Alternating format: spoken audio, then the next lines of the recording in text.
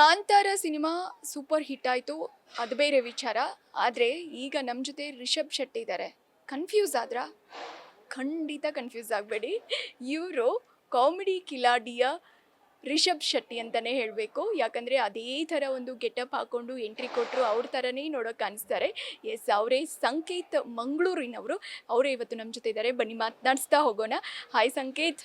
ಅದು ಸಂಕೇತ್ ಅಲ್ಲ, ರಿಷಬ್ ಶೆಟ್ಟಿ ಅಲ್ಲ, ನಿಮಗೆ ಜೂನಿಯರ್ ರಿಷಬ್ ಶೆಟ್ಟಿ. ಹೇಗಿದ್ದೀರಾ? ಚೆನ್ನಾಗಿದ್ದೀನಿ. ಎಸ್.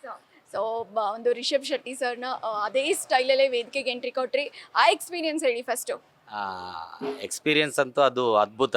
ಅಂದರೆ ನಾನು ಆ್ಯಕ್ಚುಲಿ ಆ ರೀತಿಯಾಗಿ ಎಂಟ್ರಿ ಕೊಡ್ತೀನಿ ಅಂತೇಳಿ ಅಂದ್ಕೊಂಡೇ ಇರಲಿಲ್ಲ. ಆಡಿಷನ್ ಕೊಡೋ ಟೈಮ್ನಲ್ಲಿ ಯಾವ ರೀತಿಯಾಗಿ ನಾನು ಎಂಟ್ರಿ ಕೊಡ್ತಾ ಇದ್ದೇನೋ ಅದೇ ರೀತಿಯಾಗಿ ಎಂಟ್ರಿ ಕೊಡ್ತಾ ಇದ್ದೆ.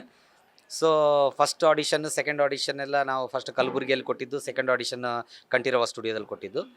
ಮೂರನೇ ಆಡಿಷನ್ ಇದೆ ಅಂತ ಹೇಳ್ಬಿಟ್ಟು ಅಂದರು. ಮೂರನೇ ಆಡಿಷನ್ಗೆ ಸೆಲೆಕ್ಷನ್ ಆದ ಖುಷಿ ಆಯ್ತು ನನಗೆ. ಓಕೆ, 2 ಆಡಿಷನ್ ಅಂತೂ ಮುಗಿದಿದೆ, ಏನಾದರೂ ಒಂದು ವಿಭಿನ್ನವಾಗಿ ಕೊಟ್ಟಿದ್ವಿ. ಮೂರನೇ ಆಡಿಷನ್ ಏನಾದರೂ ಒಂದು ವಿಭಿನ್ನವಾಗಿ ಕೊಡಬೇಕು ಅಂತೇಳಿ ಅಂದ್ಕೊಂಡಾಗ ಆ್ಯಕ್ಚುಲಿ ನಮ್ಮದು ವೃತ್ತಿ ರಂಗಭೂಮಿಯಲ್ಲಿ ನಮಗೆ ಎಲ್ಲ ನಾಟಕ ನೋಡಿದಂಥ ಅಭಿಮಾನಿಗಳೆಲ್ಲ ಹೊರಗಡೆ ಬಂದು ನಮಗೆ ಹೇಳ್ತಾ ಇದ್ದಿದ್ದು ಒಂದೇ, ಇಲ್ಲ ನೀವು ಒಂದು ಸ್ವಲ್ಪ ರಿಷಬ್ ಶೆಟ್ಟಿ ಅವ್ರದ್ದು ಲುಕ್ ಇದೆ ರೀ ನಿಮ್ಗೆ. ಅದಕ್ಕೆ ಕರೆಕ್ಟಾಗಿ ಕಾಂತಾರ ಭಾಗ 1 ಏನು ಮೊನ್ನೆ ರಿಲೀಸ್ ಆಯ್ತಲ್ಲ, ಆ ಟೈಮ್ನಲ್ಲಿ ಅವಾಗಿಂದಂತೂ ಕಂಟಿನ್ಯೂಟಿ ಎಲ್ಲರೂ ಕೂಡ ಅದನ್ನೇ ಇಲ್ಲ ನಿಮಗೆ ರಿಷಬ್ ಶೆಟ್ಟಿ ಅವ್ರ ಲುಕ್ ಇದೆ. ಕಾಂತಾರ ಯಾವಾಗ ಬಂತಲ್ಲ ಅವಾಗಿಂದು ಕೂಡ ನಾವು ಅದನ್ನು ನೋಡ್ತಾ ಇದ್ವಿ, ನಿಮ್ಗೆ ಹಾಗೆ ಕಾಣ್ತಾ ಇದ್ದೀರಾ. ಸೊ ಮುಂದುವರಿರಿ, ಅದರೊಳಗಡೆ ಮುಂದುವರಿರಿ ಅಂತ ಹೇಳ್ಬಿಟ್ಟು ಹೇಳ್ತಾಯಿದ್ರು. ಸೊ ಅದಕ್ಕೆ ನೋಡೋಣ, ಟ್ರೈ ಮಾಡೋಣ, ಮೆಗಾ ಆಡಿಷನ್ನಲ್ಲಿ ಅದೇ ರೀತಿಯಾಗಿ ಲುಕ್ ಕೊಡೋಣ ಅಂತೇಳ್ಬಿಟ್ಟು ನಾನೇನು ಮಾಡಿದೆ. ಸೊ ಕಾಮಿಡಿ ಕಿಲಾಡಿಗಳು ಸೀಸನ್ 5ನಲ್ಲಿ 3rd ಆಡಿಷನಿಗೆ ನಾನು ಬಂದಾದಮೇಲೆ ರಿಷಬ್ ಶೆಟ್ಟಿ ಅವ್ರದ್ದು ಏನಾದರೂ ಕೊಡೋಣ ಇದರೊಳಗಡೆ. ಓಕೆ, ಕೊಡಬೇಕಾದ್ರೂ ಕೂಡ ಒಂದು ಸ್ವಲ್ಪ ಭಯ ಇತ್ತು. ಏನಂತಂದರೆ ಅವ್ರು ಕಾಂತಾರ ಆ ರೀತಿ ಇಡೀ ಜಗತ್ ಪ್ರಸಿದ್ಧಿ ಆಗುವಾಗ ಮಾಡಿದ್ದಾರೆ. ಆ ರೀತಿ ಇರಬೇಕಾದ್ರೆ ನಾವು ಅದಕ್ಕೆ ಧಕ್ಕೆ ಆಗುವಂಥದ್ದು ಯಾವುದೇ ಒಂದು ಚುಕ್ಕಿ ಕೂಡ ಅದಕ್ಕೆ ಇಡಬಾರ್ದು. ವಿಚಾರ ಮಾಡಿದೆ ಏನು ಮಾಡಬೇಕು. ಯಾಕಂತಂದರೆ ಅದು ಭೂತಕೋಲದಾಗಿರ್ಬೋದು, ದೈವಗಳ ಬಗ್ಗೆ ಕೊರಗಜ್ಜ ಆಗಿರ್ಬೋದು, ಗುಳಿಗ ಆಗಿರ್ಬೋದು, ಅದು ಕೆಲವೊಂದು ದೈವಗಳದ ಬಗ್ಗೆ ಆಗಿರ್ಬೋದು, ಅದನ್ನು ತೊಗೊಳ್ಬಾರ್ದು ನಾವು. ಸೊ ಅದಕ್ಕೋಸ್ಕರ ಏನು ಐಡಿಯಾ ಮಾಡಿದೆ, ಅವರು ಫಿಲಮನ್ನು ಸ್ಟೋರಿ ಇದೆಯಲ್ಲ, ಆ ಸ್ಟೋರಿ ಮೇಲೇ ಡಿಪೆಂಡ್ ಮಾಡ್ಕೊಂಡು ಏನಾದರೂ ಒಂದು ಮಾಡೋಣ ಅಂತೇಳಿ.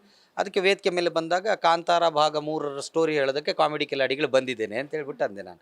ಓಕೆ, ಮುಂದೇನು ಮಾಡಬೇಕು, ಅದೇ ಕಾಮಿಡಿ ಈಗ ಹೇಗಿದ್ದರೂ ಕೂಡ ಕಾಮಿಡಿ ಕಿಲಾಡಿಗಳಲ್ಲಿ ಈ ಕಾಂತಾರ ಭಾಗ 3ನ್ನು ನಾನು ಹೇಗೆ ಸ್ಟೋರಿ ಹೇಳ್ತೇನೆ ಅಂದರೆ, ನೀವೆಲ್ಲರೂ ಕಾಂತಾರ ನೋಡಿದ್ದೀರಿ. ಕಾಂತಾರ ಭಾಗವನ್ನು ನಾವು ಮಂಗಳೂರು ಶೈಲಿಯಲ್ಲಿ ತೆಗೆದಿವಿ.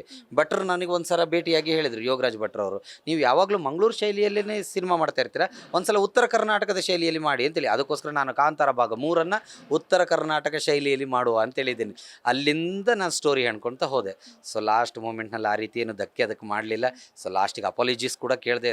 ಇದರಿಂದ ರಿಷಬ್ ಶೆಟ್ಟಿಯವರು ಅಕಸ್ಮಾತ್ ಇದನ್ನು ನೋಡಿದರೂ ಕೂಡ ಯಾವುದೇ ರೀತಿಯಿಂದಾಗಿ ನಾನು ಮಾಡಿದ್ದಿಲ್ಲ, ನಾನು ಮಾಡಿದ್ದು ತಮಾಷೆಗೋಸ್ಕರ ಅಂತೇಳಿ ಕೇಳಿಕೊಂಡೆ. ಸೊ ಅದೇನು ಎಂಟ್ರಿ ನನಗೊಂದು ಕೊಟ್ಟರು, ನಾನು ಆ್ಯಕ್ಚುಲಿ ಅವತ್ತು ಟಿ ವಿಯಲ್ಲಿ ನೋಡಬೇಕಾದ್ರೆ ನನಗೆ ಗೂಸ್ ಬಂಪ್ಸ್ ಆಯ್ತು, ನನಗೆ ರೋಮಾಂಚನ ಆಯಿತು. ಈ ರೀತಿಯಾಗಿ ಎಂಟ್ರಿ ಕೊಟ್ಟಿದ್ದಾರಲ್ಲ ಅಂತ. ಎಂಟ್ರಿ ಆಯಿತು, LED ವಾಲ್ ಓಪನ್ ಆಯಿತು, ಮಧ್ಯದಲ್ಲಿ 4 ಜನ ಬೌನ್ಸರ್ಸ್ ಬಂದರು. ಅವ್ರ ಮಧ್ಯದಲ್ಲಿ ಬಂದು ನಾನು ಹಿಂಗೆ ಶೇಕ್ ಹ್ಯಾಂಡ್ ಮಾಡ್ಬೇಕಾದ್ರೆ ಟೋಟಲಿ ತಾರಾ ಮೇಡಮ್ ಅವರು, ಜಗ್ಗಣ್ಣವ್ರು, ಭಟ್ರವ್ರು ಫುಲ್ಲು ಶಾಕ್ ಆಗಿಬಿಟ್ರು. ಅವ್ರು ರಿಷಬ್ ಅವರೇ ಬಂದುಬಿಟ್ಟಿದ್ದಾರಲ್ಲ ಅಂತೇಳಿ. ಅವ್ರು ಬಂದು ಅವರು ಆ ರೀತಿ ಅಂದ್ಕೊಂಡು ಕೂಡಲೇ ನಾ ಎಲ್ಲ ಮಾತಾಡೋಕ್ಕೆ ಶುರು ಮಾಡಿದೆ. ಹೇಗಿದ್ದೀರಮ್ಮ, ಹೇಗಿದ್ರೆ ಚೆನ್ನಾಗಿದ್ದೀರಲ್ಲ, ನಮ್ಮ ನೋಡ್ಲಿಕ್ಕೆ ನೀವು ಬರ್ಬೋದು, ನಿಮ್ಮ ನೋಡ್ಲಿಕ್ಕೆ ನಾವು ಬರಬಾರ್ದಾ ಮಾತಾಡೋದು. ಅವ್ರಿಗೆ ಖುಷಿ ಆಯ್ತು ಅವಾಗ. ಓಕೆ, ಅದೆಲ್ಲ ನೆಕ್ಸ್ಟ್ ಅಲ್ಲಿಂದ ಇಲ್ಲ ಸಂಕೇತ, ಇನ್ಮೇಲಿಂದ ಕಾಮಿಡಿ ಕಿಲಾಡಿಗಳಲ್ಲಿ ನೀನು ಜೂನಿಯರ್ ರಿಷಬ್ ಶೆಟ್ಟಿ ಅಂತೇಳಿ ಒಂದು ಟೈಟಲನ್ನು ನನಗೆ ಹಸ್ತಾಂತರದಲ್ಲಿ ಮೂಡಿಸ್ಬಿಟ್ರೆ ಅದನ್ನು. ನೀವು ಆ್ಯಕ್ಚುಲಿ ಅಂದರೆ ರಿಷಬ್ ಶೆಟ್ಟಿ ಅವ್ರದ್ದು ಮಿಮಿಕ್ರಿ ಅಥವಾ ಏನೇ ಆಗಿರ್ಬೋದು, ಅದನ್ನು ಮುಂಚೆ ಮಾಡ್ತಾ ಇರಲಿಲ್ಲ. ಓನ್ಲಿ ಕಾಮಿಡಿ ಕಿಲಾಡಿಗಳು ಶೋಗೆ ಬಂದ ಮೇಲೆ ಅದು ಶುರುವಾಯಿತು ಆ ಥರದ್ದು. ಅಂದರೆ ಆ ಲುಕ್ಕಿಂದ ನಾವೆಲ್ಲ ಏನು ಅಂದ್ಕೊಂಡ್ವಿ, ನೀವು ಮುಂಚೆಯಿಂದನೂ ಅವರ ಅಭಿಮಾನಿ, ಅವ್ರದ್ದು ಅಂದರೆ ಫಾಲೋ ಮಾಡ್ತಾ ಇದ್ದೀರಾ, ಮಿಮಿಕ್ರಿ ಮಾಡ್ತಾ ಇದ್ದೀರಾ ಅಂತ ಅಂದ್ಕೊಂಡಿದ್ದು. ನಾನು ಈಗ ಆರ್ಕೆಸ್ಟ್ರಾಗಳಲ್ಲಿ ಸಾಕಷ್ಟು ಜನ ಜೂನಿಯರ್ಸ್ ಅವ್ರು ನೋಡಿದ್ದೀರಾ, ಕೆಲವೊಂದು ಪ್ರೋಗ್ರಾಮ್ಸ್ಗಳಲ್ಲೆಲ್ಲ ಜೂನಿಯರ್ಸ್ ನೋಡಿದ್ದೀರಾ. ನಾನು ಆ ರೀತಿ ಮಾಡ್ತಿರಲಿಲ್ಲ. ಯಾಕಂತಂದರೆ ನಂದು ವೃತ್ತಿ ರಂಗಭೂಮಿಯಲ್ಲಿ ನಾನು ಸಂಕೇತ್ ಮಂಗಳೂರು. ನಾನು ವೇದಿಕೆ ಮೇಲೆ ಬೇರೆ ಪಾತ್ರಗಳನ್ನು ನಾನು ಮಾಡ್ತಾಯಿದ್ದೆ ವೇದಿಕೆ ಮೇಲೆ. ಬಟ್ ಆದರೆ ಆ ಲುಕ್ನಲ್ಲೇ ಮಾಡಬೇಕು ಅಂತ ಹೇಳ್ಬಿಟ್ಟು ನನ್ನ ತಲೆಯಲ್ಲಿ ಇರಲಿಲ್ಲ. ಸೊ ನಾವು ನಾಟಕ ಮುಗಿಸಿ ಹೊರಗಡೆ ಬಂದಾಗ ಕಲಾಭಿಮಾನಿಗಳು ಹೇಳ್ತಾಯಿದ್ರು, ಇಲ್ಲ ರೀ ನೀವು ಅದೇ ಲುಕ್ ಥರ ಕಾಣ್ತಾ ಇದ್ದೀರಾ. ನಾನು ಅದನ್ನು ತಲೆಗೆ ಹಾಕ್ಕೊಳ್ತಾ ಇರಲಿಲ್ಲ. ಯಾಕಂದರೆ ಕ್ಯಾರೆಕ್ಟರ್ ವೈಸ್ ನಾವು ಕಾಮಿಡಿ ಮಾಡ್ತಾಯಿದ್ದೀವಿ, ವಿಲನ್ ಮಾಡ್ತಾಯಿದ್ದೀವಿ, ಹೀರೋ ಮಾಡ್ತಾಯಿದ್ದೀವಿ ಅಂತಂದಾಗ ಆ ಕ್ಯಾರೆಕ್ಟ್ರಿಗೆ ನಾವು ಸೀಮಿತವಾಗಿರಬೇಕು.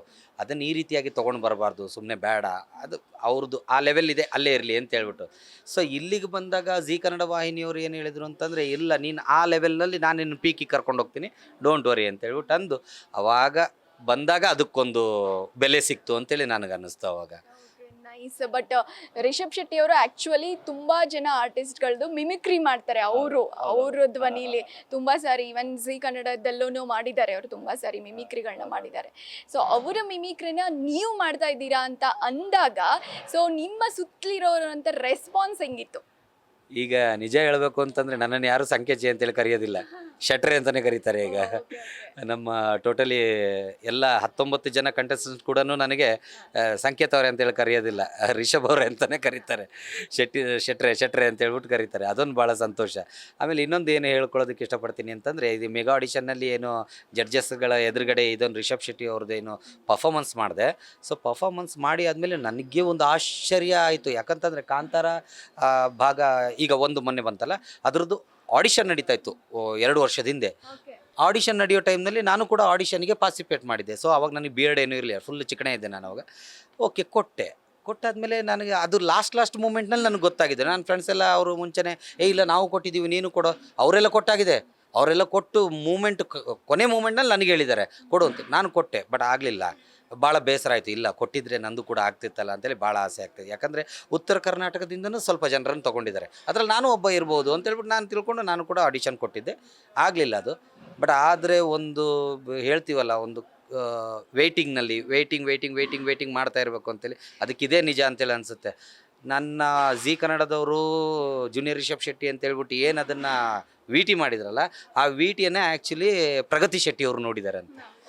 ಸೊ ಪ್ರಗತಿ ಶೆಟ್ಟಿ ಅವರು ಅದನ್ನು ನೋಡಿ ಅದನ್ನು ರಿಷಬ್ ಶೆಟ್ಟಿ ಅವ್ರಿಗೂ ತೋರಿಸಿರ್ಬೋದು. ಸೊ ಇದನ್ನು ನಮ್ಮ ಸೆಟ್ನಲ್ಲಿ ಇರುವಂಥವ್ರು ಒಬ್ಬರು ನನಗೆ ಹೇಳಿದರು, ಇಲ್ಲ ನಿಂದು ಟಿ ಭಾಳ ಚೆನ್ನಾಗಾಗಿದೆ, ಭಾಳಷ್ಟು ಮಿಲಿಯನ್ಸ್ ಓಡಿದೆ, ಅದನ್ನು ನಾವು ಪ್ರಗತಿ ಶೆಟ್ಟಿಯವ್ರಿಗೂ ತೋರಿಸಿದ್ವಿ, ಅವರು ನೋಡಿದ್ದಾರೆ, ಭಾಳ ಸಂತೋಷಪಟ್ಟರು ಅದನ್ನು ಅಂತೇಳಿ.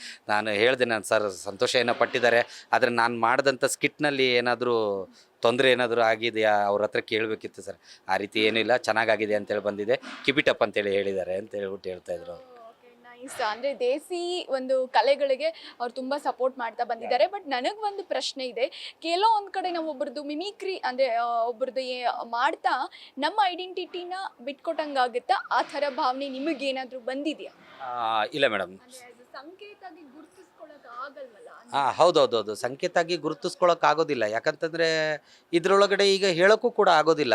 ಕಂಟಿನ್ಯೂಸ್ ಆಗಿ ಬರೀ ರಿಷಬ್ ಶೆಟ್ಟಿ ಅವ್ರ ಥರನೇ ಜೂನಿಯರ್ ಅನ್ಕೊತ ಬಂದರೆ ಮುಂದೆ ಕಂಟೆಂಟ್ಗಳಿಗೆ ಅದು ಸರಿ ಆಗೋದಿಲ್ಲ. ಮುಂದೆ ಅವ್ರದ್ದು ಐಡಿಯಾ ಹೇಳೋಕ್ಕಾಗೋದಿಲ್ಲ ಮೇಡಮ್, ಏನಾದರೂ ಒಂದು ಬೇರೆ ರೂಪನೂ ಕೊಡ್ಬೋದು ನನಗೆ. ಈಗ ನೋಡಿದ್ದೀರಾ, ಕೆಲವೊಂದು ಟೈಮು ಲೇಡೀಸ್ ಗೆಟಪ್ ಕೂಡ ಹಾಕ್ಬಿಡ್ಬೋದು. ಇದ್ರ ಒಳಗಡೆ ಇದ್ದಾಗ ಯಾವುದೇ ಪಾತ್ರಗಳಿಗೆ ನಾವು ಹೋಗಬೇಕು ಅಂತೇಳಿದ್ದಾಗ ಅದನ್ನೆಲ್ಲ ನಾನು ವಿಚಾರ ಮಾಡೋಕ್ಕೆ ಹೋಗೋದಿಲ್ಲ. ಸೊ ಮುಂದೆ ಇದನ್ನು ತೆಗೆದ್ಮೇಲೆ ಆದರೂ ಮತ್ತೆ ಬಂದೇ ಬರುತ್ತೆ. ಆದರೆ ಕ್ಯಾರೆಕ್ಟರ್ ವೈಸ್ ನಾನು ಹೋಗಬೇಕು ಅಂತೇಳಿದ್ರೆ ಕ್ಯಾನ್ಸಲ್ ಆಯಿತು ಅಂತಂದರೆ ಮತ್ತೆ ನಾನು ಅದನ್ನು ಮಾಡೋಕ್ಕಾಗುತ್ತೆ. ಅದಕ್ಕೋಸ್ಕರ ಯಾವುದೇ ಒಂದು ಕ್ಯಾರೆಕ್ಟರ್ ಇದ್ದರೂ ಕೂಡ ನಾನು ಮಾಡ್ತಾಯಿದ್ದೀನಿ. ರಿಷಬ್ ಶೆಟ್ಟಿಯವರ ಪಾತ್ರವನ್ನು ನಾನು ಮಾಡ್ತಾಯಿದ್ದೀನಿ, ಅವ್ರದ್ದು ಜೂನಿಯರ್ ಆಗಿ ನಾನು ಮಾಡ್ತಾಯಿದ್ದೀನಿ. ಬಟ್ ಆದರೆ ಅವ್ರಿಗೆ ಯಾವುದೇ ಕೂಡ ಧಕ್ಕೆ ಆಗಲಾರ್ದಂಗೆ ನಾನು ನಿಭಾಯಿಸ್ಕೊಂಡು ಹೋಗ್ತಾಯಿದ್ದೀನಿ. ಆದರೆ ಮಾಡ್ತಾ ಇರೋದು ಸಂಕೇತ್ ಜೆ ಮಂಗಳೂರೇ. ರಿಷಬ್ ಶೆಟ್ಟಿ ಅವ್ರದ್ದು ಒಂದು ಅನುಕರಣೆ ನಾನು ಮಾಡ್ತೀನಿ, ಅವ್ರದ್ದು ವಾಯ್ಸ್ ತೆಗಿಬೋದಾಗಿರ್ಬೋದು, ಅವ್ರದ್ದು ಅನುಕರಣೆ ಮಾಡೋದಾಗಿರ್ಬೋದು, ಅದನ್ನೆಲ್ಲ ಮಾಡ್ತಾಯಿದ್ದೀನಿ. ಬಟ್ ಆದರೆ ಮುಂದಿನ ದಿನಗಳಲ್ಲಿ ಅದನ್ನು ಕೂಡ ಬ್ಯಾಲೆನ್ಸ್ ಮಾಡ್ತೀನಿ, ಇದನ್ನು ಕೂಡ ಬ್ಯಾಲೆನ್ಸ್ ಮಾಡ್ತೀನಿ. ಸೊ ಸಂಕೇತ್ ಜೆ ಮಂಗಳೂರು ಕೂಡ ಇರ್ತಾನೆ, ಹಾಗೆ ನನ್ನ ಒಳಗಡೆ ರಿಷಬ್ ಶೆಟ್ಟಿ ಅವರು ಕೂಡ ಇರ್ತಾರೆ ಅಂತೇಳಿ ಹೇಳೋದಕ್ಕೆ ಇಷ್ಟಪಡ್ತೀನಿ. ನೈಸ್. ತುಂಬ ಚೆನ್ನಾಗಿ ನಿಮ್ಮ ಮಾತಲ್ಲೇ ಗೊತ್ತಾಗ್ತಾ ಇದೆ. ಆ್ಯಂಡ್ ತುಂಬ ಚೆನ್ನಾಗಿ ಅದನ್ನು ನಿಭಾಯಿಸ್ತಾ ಇದ್ದೀರಾ ಕೂಡ. ಅವ್ರ ಹೆಸರಿಗೆ ಎಲ್ಲೂ ಧಕ್ಕೆ ಆಗದೆ ಇರೋ ಥರ ಅದನ್ನು ಮೇಂಟೈನ್ ಮಾಡ್ತಾ ಇದ್ದೀರಾ. ಸೊ ಅದಕ್ಕೆ ನಿಮಗೆ ಒಳ್ಳೆಯದಾಗಲಿ.